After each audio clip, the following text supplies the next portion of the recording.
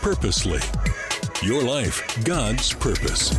Listen at onpurposely.com. Heavenly Father, thank you for this chance to talk today about Flint and Iron and Gospel Tech and this ministry you've given me to do. I ask that you would give me clarity with my words and that you would be glorified, Lord, in the process of what we have done and what we are asking people to join us on to do. In your name, amen. Hello, everyone, and welcome to the Gospel Tech Podcast. My name is Nathan Sutherland, and this podcast is dedicated to helping families love God and use tech. Today, we're taking a quick intermission from that three-part series about talking about preparing our tech for the fall in order to have this conversation about how do we look at the ministry of Gospel Tech in its context of where we've been and where we're going. So today is kind of the fundraiser 2023, if you will, talk.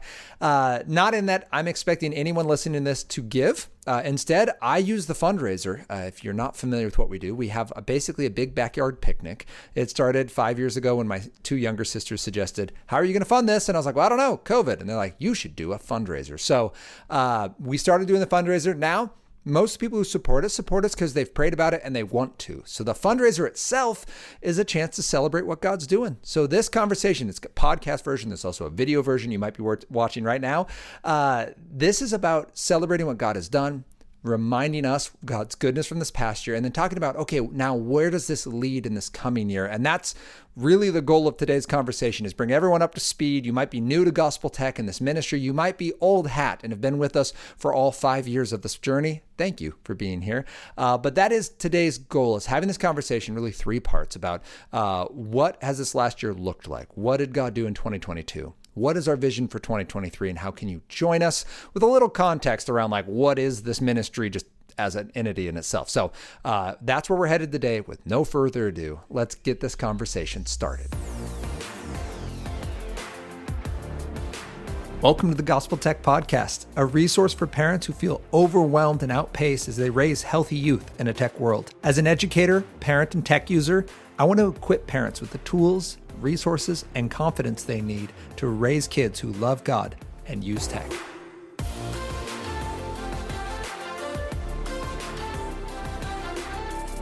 Thank you to everyone who has helped make this podcast possible. Thank you for listening, for sharing, for liking and subscribing. Thank you for donating, because this work is part of a nonprofit, and this is how we let other people know what we are doing and provide resources to families all over the United States, but also all over the world. And it is such a blessing to be able to do that. So a little context, if you are new to Gospel Tech or to Flint and Iron, here's kind of the story of how we got here. I was a middle school teacher in Washington State on the West Coast of the United States. And I, in my journey of teaching, was convicted that my passion for seeing young people reach their full potential extended beyond the classroom. I was actually more passionate about having conversations about choices and purpose, and basically making mistakes doesn't make you a mistake, that I really needed to actually step away from teaching. So I stepped out of the classroom for the same reason I stepped into the classroom, which was to see kids reach their full potential. I love that about teaching, and given the opportunity, I would go back if I wasn't being called somewhere else. So maybe one day when everyone already understands this healthy tech conversation, I'll go back and do that. But for now, my teaching is in a different avenue. In 2016, I started Flint and Iron, a nonprofit specifically focused on sparking positive purpose in youth. And I taught in the afternoons. I ran nonprofit in the morning, and I cut my teeth on this bootstrapping process of how do you start a website? How do you start a nonprofit? How do you raise funds? How do you communicate an idea? How do you convince other individuals that this is a worthwhile idea? Because people kind of buy into the concept of education. It's well done over the last couple thousand years that education is important, and it opens people's minds to what God has done in their hearts and in their lives, and empowers them to pursue all that God has called them to be. And we believe in that. Sometimes nonprofit work is more difficult. So I did that for 3 years. By 2019, Anna and I had prayed through it. I had a wonderful mentor, Dr. Scott Rodin, and my incredible board. And they helped me see that, you know what? God's equipped me for this particular task right now. Maybe not forever, but right now, this process of reaching young people directly instead of through a classroom. And so I stepped out of the classroom in June 2019. At that same time, I was heavily convicted that the gospel has to be part of this conversation. It actually came through this, what I thought was going to be this kind of pinnacle moment in my speaking career. I had 5 talks in a day all over Eastern Washington State. And I was pumped. I took a buddy with me to do some video stuff, another board member friend to just kind of come be a part of the process and give me feedback. We did these 5 talks, and we drove back that night, and I taught the next morning. And on my way back home, I just had this oh no experience, realizing I can't, without any other context, without 180 days of school to be with these kids, I can't just show up and tell them how to fix their poor choices, because at the end of the day, I'm just delivering the Old Testament. Like, oh, you want a good life? Great. Here's a bunch of stuff you'll never be able to do in your own strength. Go get them, Tiger. Like that, it's not going to work. Like, oh, you want a good life? Just don't mess up and your life will be great. And then I walk out and they like clap for that. And I get paid for that. Like, I'm not okay with that being my 180 days of speaking a year. And so Gospel Tech was born. And in fact, that first fundraiser, I stood up in front of maybe 50 people and said, hey, here's what we were going to do. We were going to go speak Flint and Iron, Purpose and Youth. We're still going to do that. But we have this other ministry. It's going to be technology. It's going to be something about the gospel. I don't have any resources. I don't have a podcast. I don't even have a name for it. Would you join us? And they did. And I went for a walk with Anna the next day and I was like, isn't that encouraging that people did this? She's like, no. Why did they give us money? Like, what are we going to do now that we're on the hook for this idea? And that's when it hit me of like, oh yeah, like a year from now, they're going to want something. And there is this temptation to start forcing things, especially in ministry, of like, oh, we got to like do stuff now to prove that we are, I don't know, good enough or impressive enough or worth the investment. Like, I don't exactly know what it was, but it's there. It's this real weight. And if you're in ministry, you may have felt this. And so the next year was praying into, all right, Lord, like, we're not here to impress these people, but we do want to be faithful with what we've been given. We've been given this chance. And so this next year we did it and we had a podcast. Actually, the podcast launched February 2020 and I found it this last week. And it was like, hey, podcast is live. The thing's called Gospel Tech. And 3 weeks later, the world shuts down. We're like, oh, that's rough. And sure enough, 3 years later, what we've got is we have a ministry called Flint and Iron. It's public schools and public organizations talking about hope and talking about choices, potential, and purpose. That's what that does all the time. The other side is Gospel Tech, and this is aimed at Christian churches and schools. And the conversation here is, how do we love God and use tech? How do we use our technology from the hope we have in the gospel? So I am a new creation. So when I go to technology, I should use it on purpose, not for purpose. That's Gospel Tech. Both of them they're extensions of this Flint and Iron nonprofit. The greater focus in all of this is to see young people reach their full potential. And so that's how the two organizations work. That's how we got to the spot in 2023 that we are in today, where we just finished the biggest year ever. So looking back, I said I want to talk about 2022, vision for 23, and then how you can join us. In 2022, we grew. We grew really fast, and it's exciting. Sometimes we grew a little too fast. In March of this last year, I gave more talks than I did all of last year. It was way too many talks.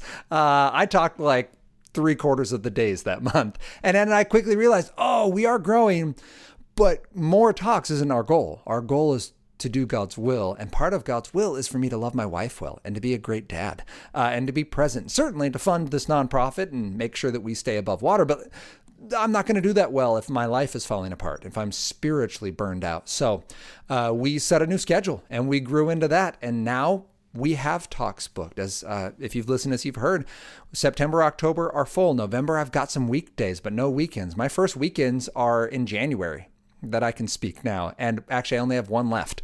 And then it's February. And like, that's great. But that kind of growth demands a certain amount of structure. And so workshops took off. I do, I'll talk about my workshops in a minute, but I do 2 main workshops for parents and a workshop for youth as part of Gospel Tech as we try to frame this. The Flint and Iron side, I'm not advertising that, but schools are coming and asking. Some of the cities around where I live are saying, hey, do you speak to leadership organizations and to young people? And so we're getting those opportunities and word of mouth spreads. And on the Flint and Iron side, I had spoke at a leadership thing, got an email from a high school counselor saying, hey, students came back from that, said we need to bring you in. So I showed up and the counselor said, hey, you're heading into this assembly. Just know, if they're not seniors, this is the first all school assembly they've ever had. School of 1,800 kids. This is a 4A school in Washington State. And I was like, all right, that's interesting. She's like, if they are seniors, they've had one other one, but because of COVID, we've only done grade level or we just haven't done them. Then I walk into the room, get introduced by these 2 students who had told the counselor they need to bring me in. And the entire introduction consisted of, this is Nathan. He's amazing. and then hand me the microphone. I was like, oh, definitely overselling my abilities, but thanks. And it was cool. I got to share over the next 45 minutes a message of hope. The premise of the hope conversation is that making a mistake doesn't make you a mistake. I start the conversation by saying, I'm going to assume you've done things that are wrong on purpose. So now what? I don't want to come in and simply say, have a good life by just never making a mistake. There are certainly easier choices and roads to pick. But at the end of the day, not making mistakes isn't our goal. Our goal is be made new creations, right? I can't say those exact words in a public school, but I can get there with the exact same hope of recognizing you have a need, there must be a solution, you've got a purpose in the process. Your purpose isn't a ship that sails. And if you miss it, tough luck. It's a path you walk, and you can always get back to it. And that's the premise of the public school talk. Whereas on the gospel tech side, this past year when we're growing, my single 70-minute talk on technology expanded to 2 70-minute talks. That's now become 2 90-minute talks with a 30-minute Q&A that I present to parents. The first one, the big 3, smartphones, video games, pornography. The second one, making tech safe at home. And between those two, we have a full conversation on how do we raise up kids who love God and use tech. And then I also speak directly to kids about using tech on purpose, not for purpose. So that's 2022. We've grown. I'm speaking. The podcast has doubled in size. We've partnered with amazing organizations like Christian Ministries here on the West Coast, who helps us with the Purposely Podcast Network, get our word out to more individuals so they can hear the gospel and have tools to talk about technology. That's amazing. We partnered with Christian schools and with churches and organizations like Mothers of Preschoolers, MOPS, like communities in schools like the YMCA to partner with a local school district to bring this message of hope to parents who wouldn't walk into a church but still need support. So that's how we've grown this last year, and it's awesome. Then we look at 2023 and go, okay, well, what's the goal? Certainly keep the schedule full, like I mentioned. Going into January, cool, that's great.